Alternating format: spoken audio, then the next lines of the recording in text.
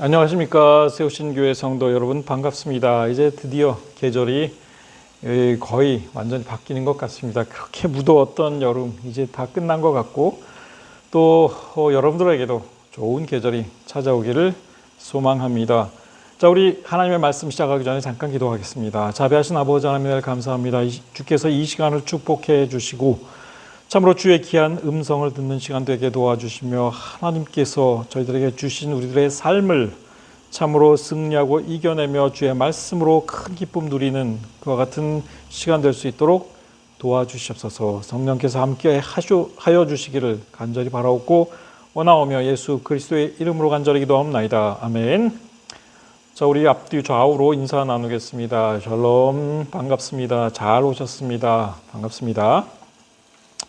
요즘에 우리 세우신 교회 여러 성도들께서 이렇게 여러 곳으로 해외로 아니면 다른 지역으로 여행 다니시는 분들도 많고 한국에 나와 계신 분도 많고 그렇다고 그래요. 그러나 여러분들 세우신 교회 안에서 우리가 응집력을 잃지 않고 정말 주님의 사랑 안에서 성령의 도우심으로 항상 기쁨 넘치는 여러분의 신앙생활 또 교회생활 되시기를 예수 그리스도의 이름으로 축복합니다. 자, 제가 여러분들에게 오늘 이제 준비한 말씀은 아버지와 딸, 아버지의 딸을 향한 사랑과 아버지를 향한 딸의 사랑을 가장 잘 보여주는 성경의 말씀이라고 생각했습니다. 사사 입다의 이야기입니다. 히브리어는 이프타흐, 열리리라 이런 뜻이에요. 근데 이게 참 안타깝게도 성경 안에 사실은 기쁘고 행복하고 즐겁고 해피엔딩 되는 이야기들이 좀 많으면 좋겠는데 참 그렇지 못해요. 그러니까는 특히 이 이야기는 굉장히 슬픈 이야기입니다. 아마도 우리의 인생 가운데 우리가 겪고 이제 부닥치는 일들 가운데 많은 슬픈 일들이 있고 어려운 일들이 있고 이러기 때문에 하나님께서 우리에게 성경을 주실 때 이러한 이야기들을 다 알게 하시는지 모르겠습니다. 제가 이걸 처음 읽었을 당시에 젊을 때에 그때 당시에 우리나라의 지상에서 가장 슬픈 약속이라는 소설책이 이제 미국 소설이었습니다. 있었습니다. 그것을 사서 읽은 적이 있어요. 근데 그 내용은 이제 미국 서부 시대를 배경으로 한 이제 러브 스토리, 슬픈 러브 스토리에 관한 거였는데 사실 그때 그걸 읽다가 이제 우연히 성경 말씀에서 이 말씀을 많이 접하게 되었습니다. 그런데 제가 보기엔 그 소설보다 이 제목이 오히려 이 입다 그리고 그의 딸에 관한 이야기에 이들 사이에 있었던 슬픈 약속, 서원 이것에 더 맞더라 하는 겁니다. 오늘 이 이야기를 우리가 한번 이제 살펴보고 우리에게 주시는 하나님의 말씀을 들어보겠습니다. 자, 우리가 입다 이야기를 하기 전에 이 딸을 향한 아버지의 사랑을 너무 잘 보여주었던 한 에피소드, 그러니까 3800년 전에 쓰여진 어떤 편지를 여러분들에게 한번 소개해 드리고 싶습니다. 3800년 전에도 아버지의 마음은 오늘의 아버지들처럼 사실 똑같은 것 같습니다. 약 3800년 전에 어떤 장인어른이 자신의 사위에게 보낸 편지입니다. 이 장인어른은 시리아 북부 지역의 거대한 큰 왕국이었던 카트나 왕국이라는 이 왕국의 왕이었고 그의 사위는 메소포타미아 북부에 위치하여 큰 구아시리아 제국, 거대한 제국을 막 형성해 가고 있던 왕 삼시 아다드의 둘째 아들 야스마크 아다드라는 사람이었습니다. 자, 그 내용을 이제 살펴보기 전에 우리가 약간의 역사적 배경을 좀 보겠어요. 3800년쯤 전에 메소포타미아 북부 일대를 정복하며 제국의 지경을 키워가던 구아시리아 제국, 이제 오늘날 그렇게 불러요. 그러니까 샴시 아다드 왕. 그러니까 제국의 지경이 넓어지자 자기가 직접 통치하기 어려우니까 자기에게 두 아들이 있었는데 이 두 아들에게 영토의 일부를 분할해 줍니다. 그래서 각 그 분할받은 지역의 왕으로 삼죠. 그런데 이 아들 놈들이 이 제대로 왕 노릇을 잘 못했어요. 근데 큰 아들은 그나마 조금 나았는데 이 시리아와 메소포타미아 접경지에 있었던 마리라는 지역이 있습니다. 마리 왕국을 무너뜨리고 그 지역 일대 굉장히 중요한 지역이었습니다. 이게 전략적으로 그 지역을 차남 야스마크 아다드라는 이제 차남에게 맡겼습니다. 그런데 무슨 저 탕자의 비유의 차남 같이 이 친구도 방탕과 유흥에 빠졌고 궁중의 화렴이나 뭐 예술적인 취향 이런 거 쾌락 이런 거 논하기를 즐겨하고 여자들의 세계에서 벗어나지 못하고 있었더라. 3800년 전에 메소포타미아 이 구아시리아 이 문자 기록에 나오는 이야기입니다. 이렇게 역사 기록이 그를 평하고 있었습니다. 지도를 보시면 여기에 빨간 부분이 이 구아시리아 엠파이어 그 지역 지경이었고 그 아래 노란 쪽이 바로 카트나 왕국이었고 그러니까 여기랑 이제 동맹을 맺게 되는데 그 아래 그 옆에 오른쪽이 마리 지역 마리 킹덤 그러니까 마리 왕국 지역이었는데 여기에 그 둘째 차남이 이제 그 분할된 그 영토에 거기에 왕으로 있었고 그래서 이 아버지 왕이 이 카트나 왕국의 왕과 이 그 마리의 자기 차남 이 왕국 사이에 전략적인 동맹을 맺기 위해서 결혼 동맹을 이제 추진했던 겁니다. 근데 이 차남이 영 형편없어요. 그러니까 이제 그 아버지 왕이 이 아들한테 보낸 편지 가운데 재밌는 게 있습니다. 우리가 얼마나 오랫동안 너를 관리해 주어야 하느냐. 너는 진실로 어린애더냐. 성인이 되지 못한 것이냐. 내 턱에는 수염이 없느냐. 너는 내 형이 대군을 이끄는 것을 보지 못하느냐. 그러니 너로 말하자면 너는 내 궁중과 집안이라도 좀 잘 이끌어라. 이런 이제 다그치고 좀 이제 그런 어떤 야단치는 편지를 보내기도 했었습니다. 이런 편지를 받을 만큼 이 차남은 좀 엉망이었던 거예요. 근데 이 차남과 전략적으로 그 옆에 있는 왕국 인접의 국가의 전략적으로 중요한 왕국에 이제 공주랑 결혼을 시켜서 동맹을 맺으려고 이제 그걸 추진했었습니다. 그래서 시리아 중부의 주요 세력이었던 카트나 왕국과 그다음에 이제 그 시리아 북부 지역에 대한 영향력 확대, 경제적 이득 이제 이런 걸 확보하기 위해서 결혼 동맹을 추진한 거죠. 이 카트나 왕국의 공주는 그래서 그 아버지가 이제 은 15달란트를 보냅니다. 일종의 결혼 지참금으로. 그때 당시 기준으로 약 450kg에 달하는 어마어마한 양이었어요. 그러니까 신랑 쪽에서는 4달란트, 그러니까 그거의 3분의 1도 안 되는 정도 양을 보냈고 이렇게 해서 결혼이 성사가 됩니다. 자, 그런데 이 공주 이름이 멜툼이에요. 근데 나이가 꽤 어렸던 것 같아요. 아마 제 생각에는 20세가 채 되지 않았나. 이제 채 안 된 그런 어린 공주였습니다. 자, 이 공주가 이제 마리 왕국의 영역으로 들어왔어요. 차남이 다스리고 있는. 그런데 와 봤더니, 그러니까 이 공주의 아버지 딴에는 그렇게 많은 결혼 지참금을 보내주면은 이 자기 딸이 거기에 정실 부인 왕비가 될 거다라고 믿었던 것 같아요. 그 편지나 뭐 모든 기록을 보면. 그런데 이 신랑 야스마크 아다드, 그러니까 이미 정실 부인 하나 있었고 여러 후궁과 처첩들도 되게 많았고. 이 신랑이 새로 시집온 이 어린 공주의 숙소를 왕궁 밖에 배정하면서 의도적으로 그녀를 홀대합니다. 자, 그랬더니 이 전략적인 동맹을 결혼 동맹이었는데 이걸 굉장히 우려스럽게 이 아버지가 바라보았습니다. 그래서 이 차남, 이 마리 왕의 아버지 샴시아다드 왕이 아들에게 다시 편지를 보냅니다. 너는 내게 시집온 아내인 이 슈키아다드의 딸에 관하여 내게 편지를 썼다. 너는 내 아내를 하렘에 두어 아내를 방치하거나 굴욕을 주는 이런 계획을 절대 실행하지 말라. 내 아내의 아버지가 이 사실에 관해 듣게 된다면 분노할 것이다. 동맹이 위기에 처할 거다 이거죠. 너는 내 아내에게 필요한 물품들과 기름, 고기 등을 공급해 주어야 하고 자주 만나 주어서 그 아버지가 듣고 기뻐할 수 있도록 해 주어야 한다. 엄청나게 경고를 합니다. 그 이유는 다 이제 전략적이고 정치적인 이유들이에요. 동맹을 잘 유지해야 한다 하는 얘기죠. 자, 그런데 그러니까 이러한 기록들을 살펴보다가 제가 깜짝 놀라고 정말 마음에 심금을 울리는 편지 하나를 발견하게 됩니다. 그게 무슨 편지였냐면 이 마리 왕국으로 자기 어린 딸을 시집 보낸 카트나 왕국의 왕이 그 자기의 사위였던 야스마크 아다드에게 보낸 편지였습니다. 그의 아버지 왕한테 편지를 보내서 항의한 것이 아니라 자기 사위에게 이런 편지를 보냅니다. 너무나 아버지로서 인간적인 내용의 편지를 보냈습니다. 뭐라고 썼냐? 나는 내 혈육과 미래를 그대의 무릎 안에 두네. 내가 그대에게 드리는 내조자를 신께서 그대의 마음에 들게 하시기를 바라네. 내가 나의 혈육과 미래를 그대의 무릎 안에 두는 것은 이제 나의 집안이 그대의 집안이 되었음이며 또한 이제 마리아의 가문이 나의 가문이 된 까닭이네.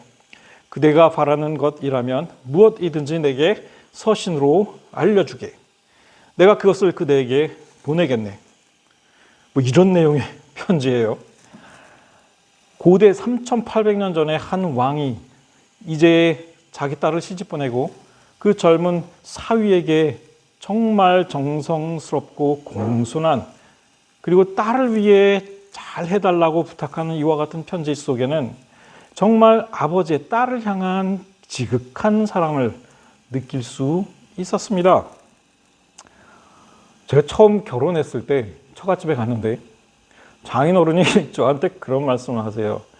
이제 저희 집사람 된 이제 그 딸이죠. 딸을 가리키면서 쟤는 내가 다 클 때까지 내 무릎 위에 앉혀놓고 키운 애야. 그러니까 과자를 좋아하는데 입에서 과자가 떨어지지 않게 해줬으면 좋겠다. 뭐 이런 말씀을 하세요. 그래서 내가 그 이야기를 듣고 야, 이거 내가 결혼을 이거 잘못한 거 아니야? 이게 어린애랑 결혼한 거 아닐까? 이렇게 좀 걱정스러운 마음이 들었습니다. 나중에 이제 이스라엘 가서 처음에 신혼살림을 하는데 첫 번째 생일날 제가 그러니까 오븐을 생일 선물로 했던 것 같아요.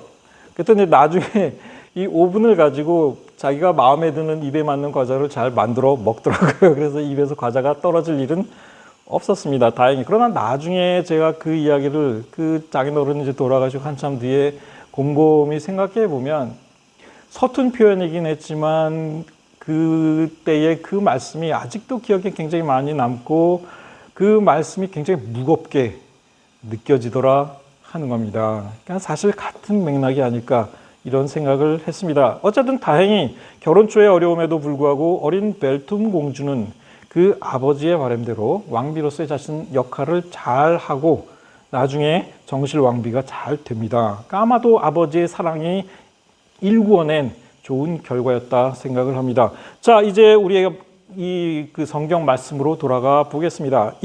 사사 입다에 관한 이야기입니다. 자, 이 길르앗 백성, 길르앗 지파 소속 사람이었습니다. 길르앗 지파는 요단강 동편 지역에 있던 지파였죠. 그런데 암몬 족속이 이 길르앗 백성들을 공격해 옵니다. 자, 그런데 이 암몬 족속이 길르앗에 진을 치게 되자 이 길르앗 백성들은 이제 누군가 우리를 위해 싸워 죽어야 할 것인데 장수가 없어요. 자신들을 이끌어줄 장수가 없던 겁니다.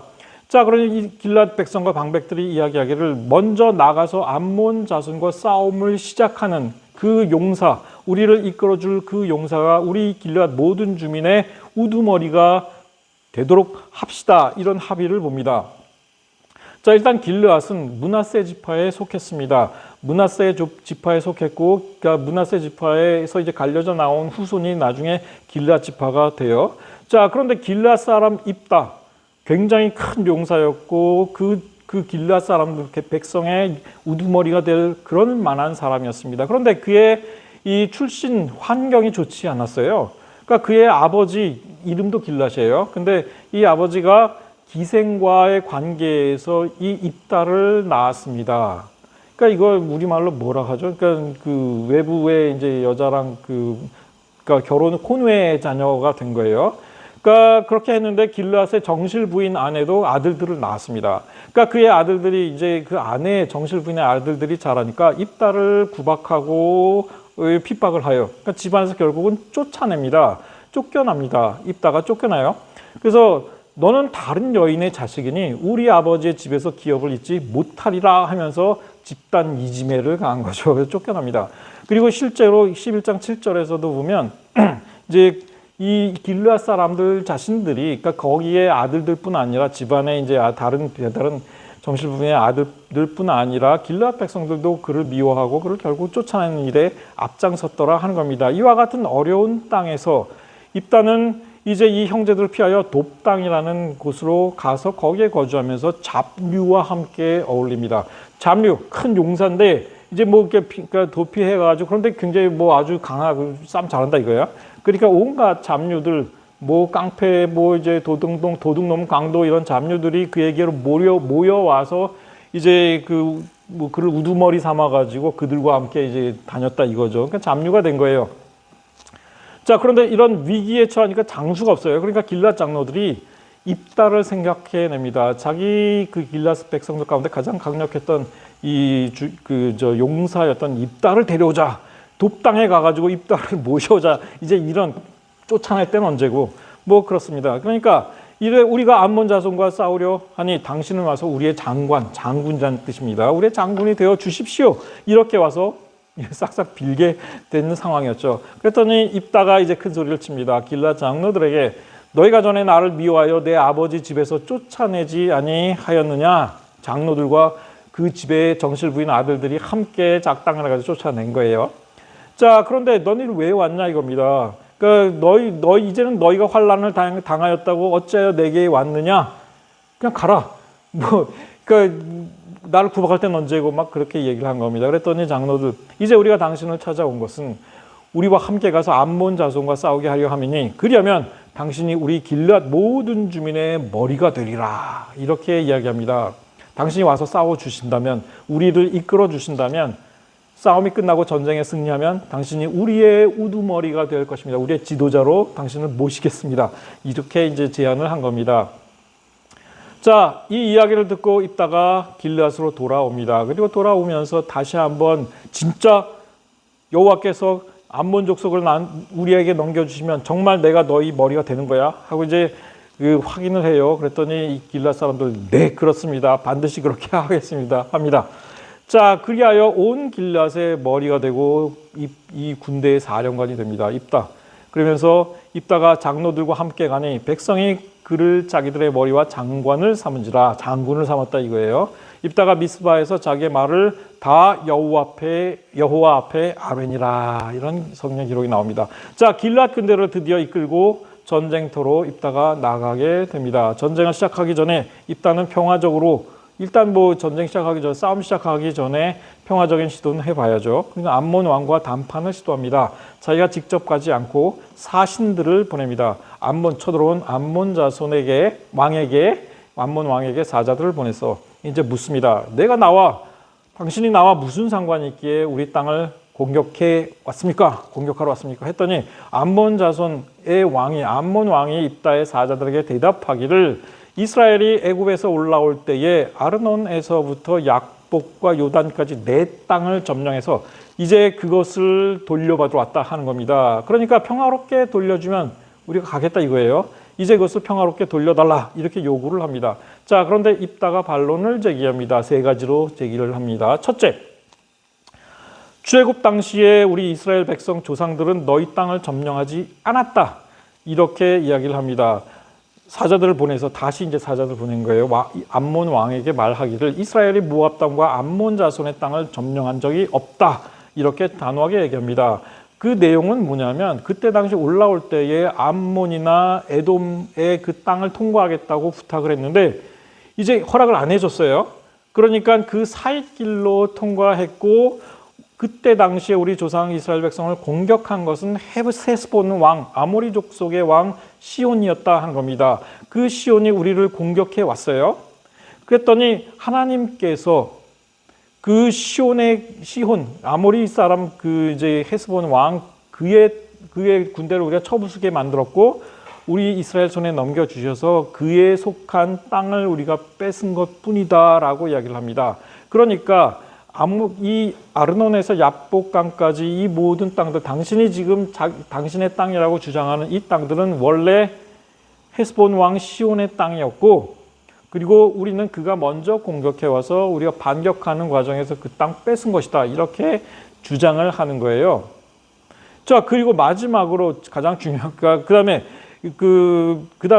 그러니까 너희라면 하나님께서 너희 신이 너희들에게 주신 땅을 차지하지 않겠냐. 근데 여기서 내 신 그모스가 내게 주어 차지한 것을 내가 차지하냐 하겠느냐. 우리 하나님께서 이 땅을 우리에게 주셨다. 이런 주장을 하는데 사실 암몬의 신은 그모스가 아니고 밀곰이에요. 밀곰. 그러니까 이 그모스는 그 모압의 신이에요. 자, 그런데 이름만 다를 뿐 같은 신이다. 이렇게 주장하는 사람들도 있습니다. 아니면 또 다른 가능성은 입다가 좀 이렇게 잡류랑 놀다 보니까 지식이 좀 딸려가지고 암몬 신이 밀곰인지 그모스인지 오락가락 이제 헷갈렸을 가능성도 있고, 아니면 일부러 암몬 족속과 그 신을 잡신 취급하면서 모독한, 야 니네 신이 그모스냐 아니면 뭐 밀곰이냐 뭐냐 그러니까 그모스지 뭐 이런 식으로 그냥 모른 척하고 일부러 이제 의도적으로 이해했을 가능성이 있다 합니다. 자, 그런데 제일 중요한 반론, 세 번째 반론 이거예요. 우리는 이 땅을 300년 동안 차지한 이후에 300년 동안 시료 지배해왔는데 이게 너희 땅이라면 그동안 왜 가만히 있었어? 300년 동안이나. 여러분들 생각해 보세요. 지금 미국 땅 원래 누가 살던 땅입니까? 아메리칸 인디안들이 살던 땅이에요. 근데 이제 그 미국의 그 유럽에서 건너온 이제 백인들이 기독교인들이었죠.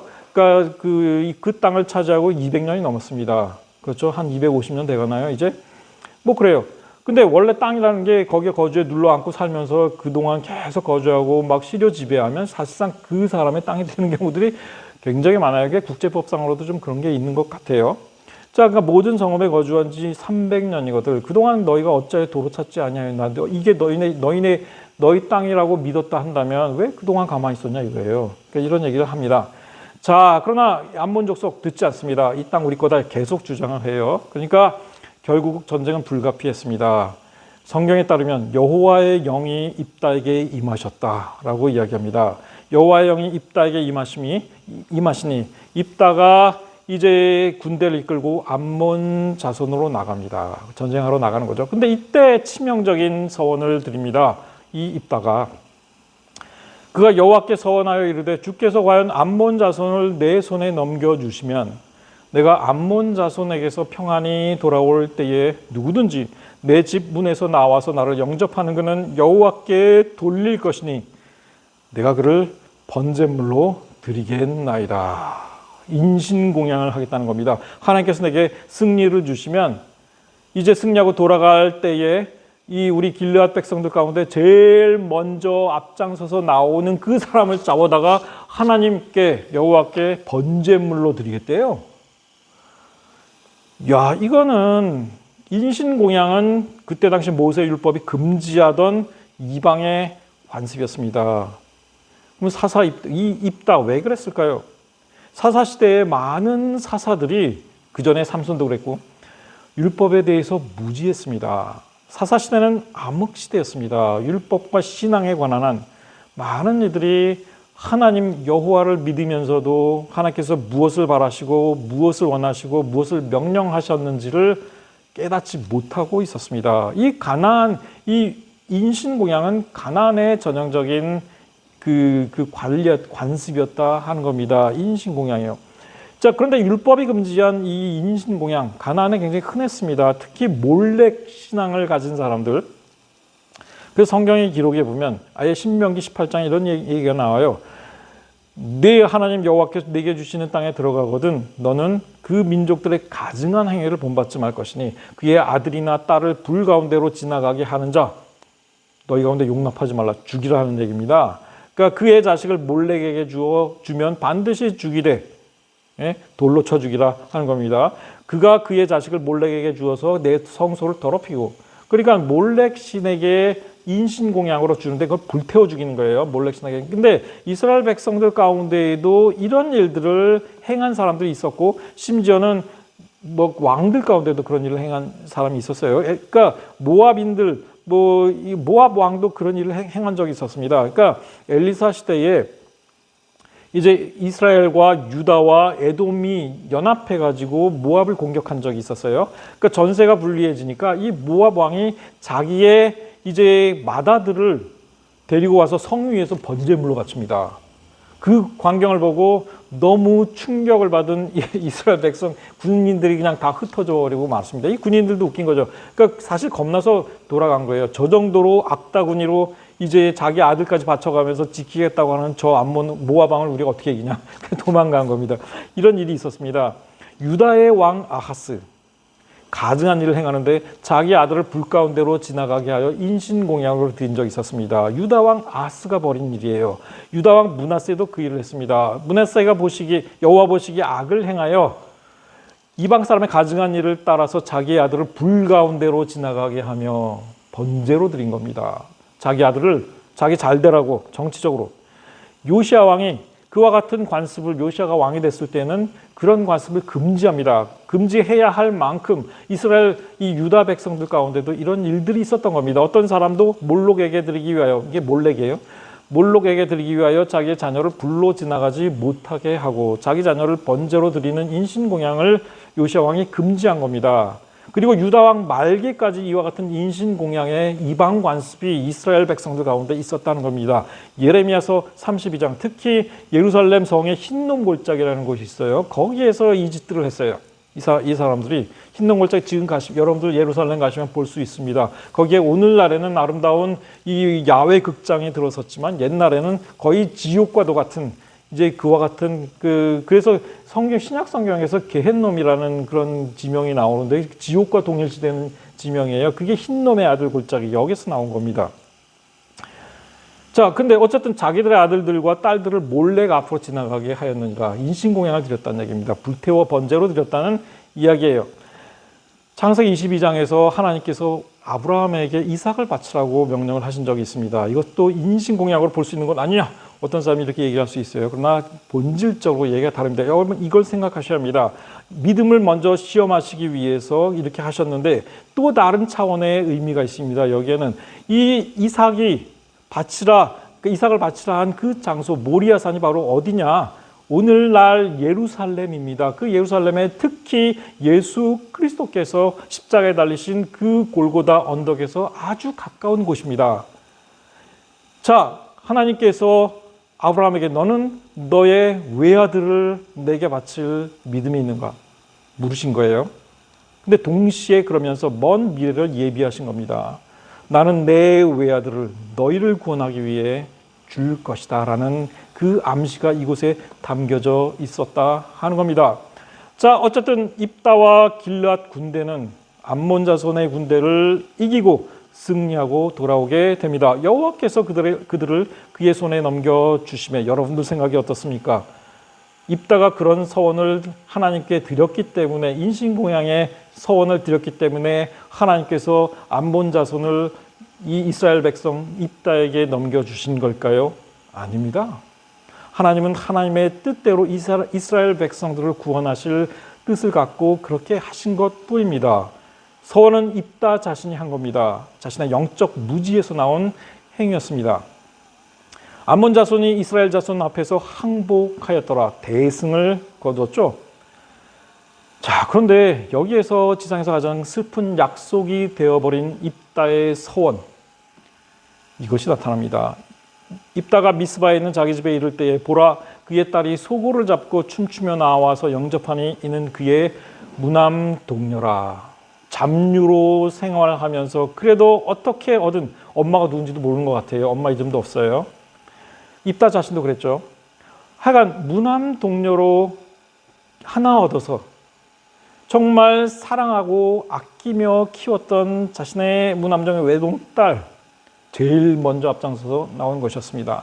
이 광경을 보고 입다가 자기 옷을 찢으며 한탄하고 통탄하고 슬퍼하고 애곡합니다. 어찌할꼬 내 딸이여, 너는 나를 참담하게 하는 자요, 너는 나를 괴롭게 하는 자 중에 하나로다. 내가 여호와를 향하여 입을 열었으니 능히 돌이키지 못하리로다. 여호와 앞에서 내가 입을 이제 벌려 서원한 일을 이제 돌이키지 못할 그 서원을 했는데 네가 제일 먼저 오면 어떡하냐 하는 거죠. 딸의 자초지종을 들었습니다. 자, 그런데 딸이 기가 막힌 이야기를 합니다. 나의 아버지여, 아버지께서 여호와를 향하여 입을 여셨으니 아버지의 입에서 낸 말씀대로 내게 행하소서. 제가 번제물이 되겠습니다 하는 이야기입니다. 아버지에 대한 이 사랑이 없이는 절대 할 수 없는 말이었죠. 이는 여호와께서 아버지를 위하여 아버지의 대적 암몬 자손에게 원수를 갚으셨음이니이다. 그러니 내가 기꺼이 그 제물이 되겠습니다 하는 이야기입니다. 근데 더 슬픈 건, 이와 같은 이제 죽음을 이제 기꺼이 받아들이면서 마지막으로 아버지한테, 자기 아빠한테 부탁하는데, 여러분들 아버지가 한 번 됐다고 생각해 보세요. 저는 한 번도 딸을 가져본 적이 없어서 딸을 가진 아버지의 마음을 사실 잘 이해를 못하지만 근데 그래도 이해할 거는 같아요. 이 아들과 딸은 좀 달라요. 확실히. 아버지에게 이르되 이 일만 내게 허락하사 나를 2달만 버려두소서. 내게 2달의 시간을 주세요. 이 얘기예요. 내가 그 2달 동안 내 여자친구들과 산에 가서 나의 처녀로 죽음을 인하여 애국하겠나이다. 야, 이거 얼마나 참 그렇습니까? 그러니까 입다. 뭐 이걸 허락 안 하겠어요? 가라 하고 2달을 기한하고 그를 보내니 그가 그 여자 자신의 친구들과 산 위에서 처녀로 죽음을 인하여 애곡하고 2달 만에 아버지에게 돌아옵니다. 그가 자기가 서원한 대로 딸에게 행하니 어떻게 했다고요? 결국 제물로 바친 겁니다. 딸이 남자를 알지 못하였더라. 어린 나이로 이 딸이 이제 죽임을 당합니다. 이것이 이스라엘의 관습이 되어 이스라엘의 딸들이 남자들이 아니에요. 아들들도 아닙니다. 이스라엘의 딸들이 어떻게 보면 좀 그 같은 어떤 공감하는 그런 마음이 있는지 모르겠어요. 해마다 가서 이 길르앗 사람 입다의 딸을 위하여 나흘 동안 애곡했다 하는 겁니다. 매년 이와 같은 이스라엘의 젊은 여성들, 아가씨들, 젊은 처녀들이 거기에 가서 입다의 딸을 위하여 나흘 동안 애곡하는 그런 관습이 생겼다. 이런 얘기입니다. 이어진 이후에 입다는 에브라임 지파와의 내전, 전쟁에서도 뭐 굉장히 큰 승리를 거둬요. 이 군대를 이끌고. 그러나 제가 보기엔 사사가 된 지 6년 만에 죽었대요. 성경 12장, 사사기 12장 7절 보면 입다가 이스라엘의 사사가 된 지 자신이 사실 되게 원했어요. 그러니까 이 길앗의 우두머리가 되기를. 그러니까 사사가 됐다는 거는 길앗 백성들의 이제 최고 지도자가 된 겁니다. 재판권이 있는. 입다가 이스라엘의 사사가 된 지 6년 만에 죽습니다. 많은 전쟁에서 승리했으나 아마도 딸을 잃은 그 슬픔이 너무 컸던 것 같아요. 사실 남자들이 정말 애지중지하는 딸을 잃고 결국은 오래 못 사는 그런 현상들 꽤 있습니다. 우리나라에서 있더라고요. 그때 그 성수대교 붕괴했을 때 학교 가던 그 고등학생들, 중학생들이 그 버스 타고 가다가 많이 죽었어요. 굉장히 많이 죽었습니다. 그때 이 딸들을 잃고 슬퍼하다가 결국은 오래 살지 못하고 일찍 세상을 떠난 아버지들의 이야기에 관한 다큐멘터리를 본 적이 있었습니다. 사랑하는 딸을 잃은 아버지들 오래 못 살더라 하는 겁니다. 자, 이제 결론을 맺어 보겠습니다. 입다의 딸이 보인 이 사랑의 이야기, 이와 같은 이야기가 성경 안에 들어온 것은 무엇일까요? 이 이야기의 진짜 핵심 본질은 무엇일까요? 이것은 사랑입니다. 모든 사랑은 본질적으로 동일합니다. 그것이 이웃 사랑이든 부모와 자식 간의 사랑이든 내가 아닌 사람은 다 이웃인 거죠.